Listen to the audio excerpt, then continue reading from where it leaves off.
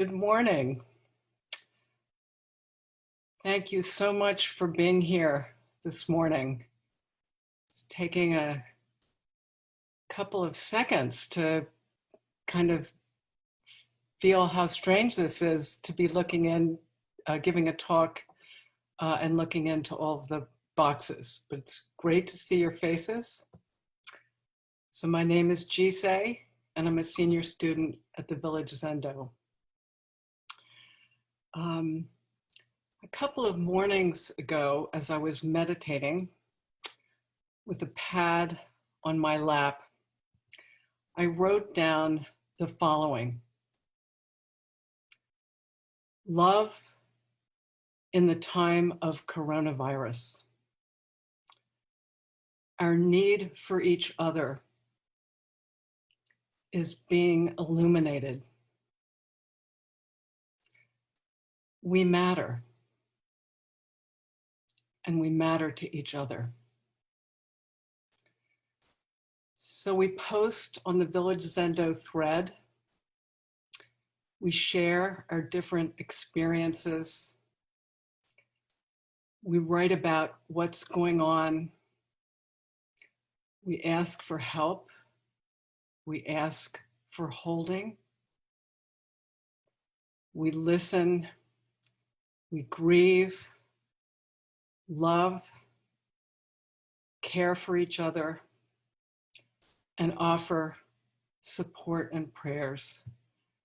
I've been so touched in the past month plus by the thread of our communications and how we're there for each other and what a difference it's made, I know, for me. So we see each other as we are today in our homes and our different settings, and in the boxes that line the screen as we Zoom online. The threads that connect us are being illuminated. We're sharing our human lives generously.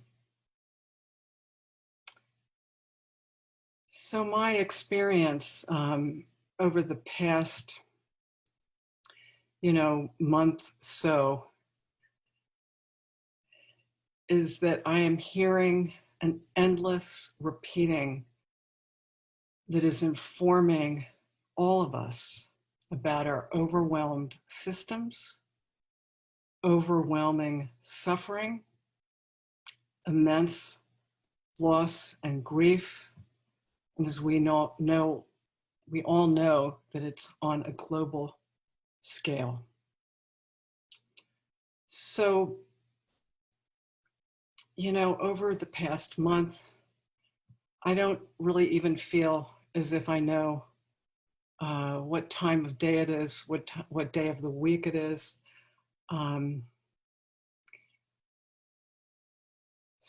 So it's a feeling of being almost suspended in time. So when the virus began to spread, it was like that our lives were upended, disrupted, dismantled, and you've heard all of this before, like a repeating message, like the sound of a siren. We can't take in what's happening. Meaning has disappeared. We don't know. We don't understand. Our eyes can't adjust quickly enough to take in all of the snapshots from around the world, the pandemic views that we see in the news. Our ears can't take in all that we are hearing. I personally feel bombarded and overwhelmed at times. And I need to step back from the nightly news and turn off my cell phone. These are challenging times, and we're all challenged. So a couple of days ago, a young man called me on the phone. And he said that he was having a hard time. He was working from home. Life was closing in, he said, getting smaller, more limited. His voice was wobbly. The tears were just under the surface. I listened and heard his sadness, loneliness, encroaching disconnection, that he was losing touch with the larger community and world. And perhaps he felt himself disappearing. This is one of the challenges that many of us face now. Loneliness, insecurity, despair, disorientation. At times in the past week, I have heard my own voice, the voice that I call my small self, in my thoughts and emotions, calling out for attention through the feeling of insecurities stirred up. I'm working reduced hours now. What am I doing, to help others? What am I doing to serve some larger purpose? Been very focused on, trying to make the best dinner, the best lunch, good food to perk myself up. But as this young man and I talked, I heard his voice grow calmer, stronger, clearer, steadier. I felt our connection and intimacy as a deep wellspring of love that was nourishing us both. I was so grateful for his reaching out, for his vulnerability, our shared vulnerability. Because listening, when you really listen with your whole heart, you're vulnerable. And this kind of listening, is what we talk about as bearing witness. We need each other. We need Sangha to intensify our practice at this time. We need to find ways to connect to others and feel our place in community with whatever is happening. This young man and I both healed in our connection. So recently, this past week, for a couple of nights, I just kept waking up around 2:30 a.m., getting up quickly in the pitch dark. And I raised, it's very intense. It's like half waking, half sleeping. I raised my arm, my fingers reached for my eyeglasses on the bedside table.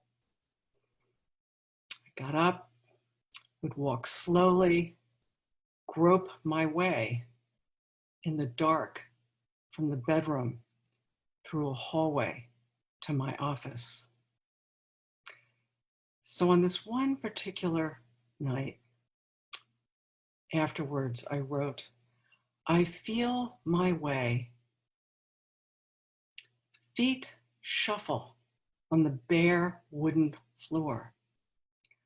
One hand slides along the smooth wall outside the bedroom, along raised moldings, closet doors.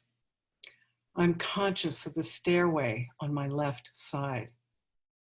I hear the sound of my hand's touch, a soft scratch as it drags and guides my body forwards towards a small dot of light through the window in the far off room. I know this familiar light as moonlight, an aid to night travelers, and I'm grateful for it. On this particular night that I'm talking about, the moon's light shone through the window, appearing as a tiny light, like that of a firefly. It was a beacon, and as I got closer, its light grew stronger. My steps quickened, my confidence grew, and I soon crossed the threshold into my office. So my experience that evening in the pitch dark of the night struck me as a helpful way to think about this period and the challenges that we face now. How can we make our way with limited visibility through the difficult, unknown terrain of these days? And how do we do our best to care for ourselves and others? So in thinking about the word that came to me, groping, I thought about it as a listening in the dark. The Chinese word for listen is comprised of the characters for ear, eye, earth, ground, one mind, focus mind. So how do we move forwards and make our way in the dark towards the small light that is barely perceptible in the distance?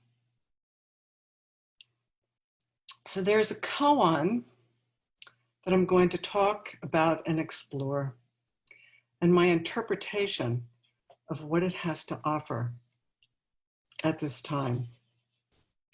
Case 22 in the Blue Cliff record, Hsueh Feng's Turtle-Nosed Snake. Hsueh Feng taught the assembly saying, on South Mountain, there's a turtle-nosed snake. All of you people must go and take a good look. Chang Ching said, in the hall today, there certainly are people who are losing their bodies and their lives. A monk related this to Swan Sha. Swan Sha said, it takes elder brother Leng, Chang Ching, to be like this. Nevertheless, I am not this way. Swan Sha said, why make use of South Mountain? Excuse me, I have to go back. When Chang Ching said, nevertheless, I am not this way, the monk asked, what about you, teacher? Swan Sha said, why make use of South Mountain? Yunmen took his staff and threw it down in front of Hsueh Feng, making a gesture of fright. So to give a little background, Hsueh Feng was a great Chan master in China who taught at Snow Peak Temple, a monastic community of over 1,000 monks. It was located on Mount Elephant Bone in southern China. South Mountain was located nearby. Changqing, Shuangsha, and Jung Men were all masters in their own right and students of Hsueh Feng. Yun Men was a major Chinese Chan master in the Tang era. He founded the Jung Men School, one of the 5 great schools of Chan. And he was reported to have extraordinary powers of memory, intellect, and eloquence. The turtle-nosed snake, I learned after reading this for the first time, is an extremely poisonous snake found in China. And since I am drawn to reading and thinking about symbols, I'm just going to read a few phrases from the Book of Symbols. Snakes are symbols of transformation. The snake withdraws to shed its skin, signifying renewal, rebirth, and immortality. They hiss or rattle. Their hiss or rattle strikes terror in many. A snake smells with its tongue, hears through its skin, and is sensitive to low frequency vibrations and tremblings of the earth. Snakes mythically inhabit the underworld realm of the dead, which is also the fecund ground from which new life emerges, a place of healing, initiation, and revelation. Particular species of snake are known to possess medicinal properties, even in their venom, which can also sicken or kill. So we can imagine Hsueh Feng teaching in a great hall to his large community. On South Mountain, there is a turtle-nosed snake. All of you people must go and take a good look. Hsueh Feng is telling us that we must go towards the snake, be bitten, and die. The 3 poisons in Buddhism are ignorance, attachments, and aversion. The emotions that arise and manifest from these poisons, to name a few: anger, rage, fear, disorientation, annoyance, anxiety. To go to the snake is to go towards our suffering, our difficulties. Our instinctive reaction is to run away, find a place to disconnect and disassociate, to hide. We medicate ourselves so that we don't have to feel, that we don't have to suffer. So we abandon ourselves. Hsueh Feng is saying, go towards the poison. Take a good look. Investigate. Dive down into the deep well of your being, into the darkness of your unconscious. To study Zen is to study the self, to quote Zen Master Dogen. So do the detective work. Understand your habits, conditioning, how you function. Gain clarity about what you hope for yourselves and what holds you back. Zazen, this is our practice. sitting, walking, 24/7. Wherever we are, feel the breath grounded in your body. Quiet your mind. Notice thoughts and feelings. Investigate. Bring light into the troubled places within. The light brings insight. The insight we gain allow us to make choices. I don't want to be like that anymore. Insight helps us to change, choose our actions, be who we want to be. Asking a question initiates a process, a repeating question that goes deeper and deeper, that unveils what is at the root, the underneath of our suffering, what poisons us. Our seeing helps us to have compassion for ourselves and to change, open to a greater life, greater meaning. This is renewal, resurrection. An example of this for me was I'll give you an example. So about a month ago, reading posts on the Village Zendo thread, I felt like our thread was becoming a social platform. And I don't do social platforms. Not me. Some people were posting non-stop. I felt overwhelmed and annoyed, had unkind thoughts at times, and I wondered, why do I have to be this way? Everybody else is kind of enjoying this and getting along and seems nourished by it.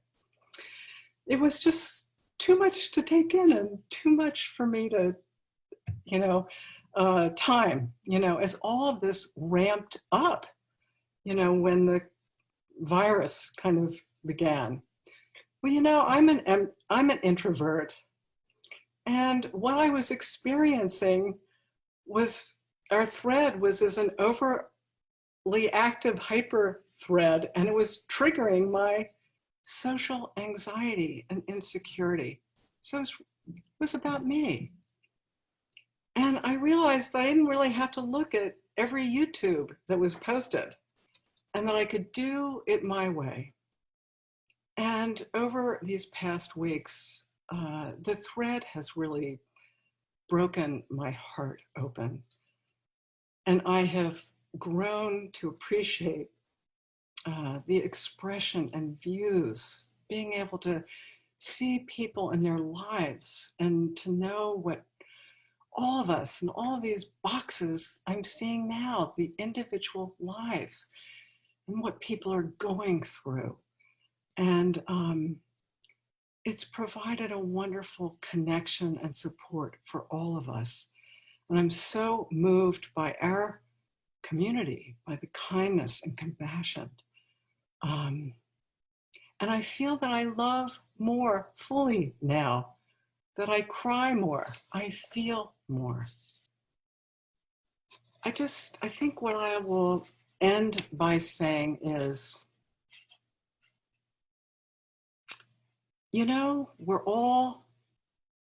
this koan is really saying we're all snakes. And, we're all human. And our lives, our relationships, they're all messy. And I always loved the saying in Zorba the Greek when Anthony Quinn described our human lives as just the great, great catastrophe. And so here we are, and we can just love each other and share what we're going through. We can listen, we can offer support to each other. And I think Hsueh Feng, as I hear him reaching through space and time and instructing us, would say, in the dark night, be present, wait, trust that new life is incubating. Go slow when visibility is low. Practice alone and together. This difficult time presents great opportunity to grow and heal. Go towards your suffering and allow it to crack you open. The poison is the medicine. Breathe and know that you are breathing with the whole universe. There is no end to practice, no end to what we need to learn and open to. We can support each other now and in all seasons. New life is incubating below the surface of what we can see and hear, below the surface of the earth and ground of our being. Have faith that we will find and make new meaning. Let's love deeply and support each other to grow into our snakiness, our humanness, to open fully into ourselves and our humanity. And that is our challenge. Be here now.